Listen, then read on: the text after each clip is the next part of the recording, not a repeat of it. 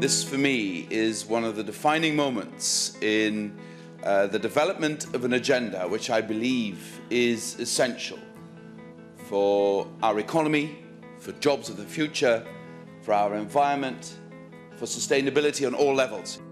I'm absolutely convinced that the circular economy, if designed right, can enable a triple win. There are economic gains to be made from using raw materials and resources more efficiently and being less dependent on input. There are environmental gains from moving away from a linear economy where we throw away products that could be repaired or recycled. And there are also gains to be made from preventing waste and reuse services.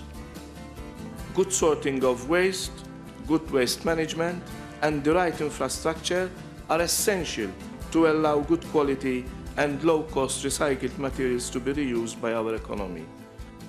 A new circular economy package that will boost recycling and resource efficiency, foster new markets for secondary raw materials, and of course, this should create new business opportunities for eco-industries.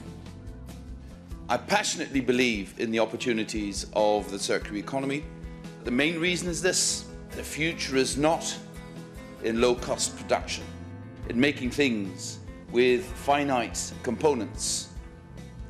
The future is providing services that then materialize in products instead of the other way round, and products that are used and reused time and time again. In the waste sector alone, implementing existing legislation by 2020 will create over 400,000 new jobs and an increase in the annual turnover of the waste sector by over 4.2 billion euro. Implementing higher recycling targets would create another 20,000 additional jobs.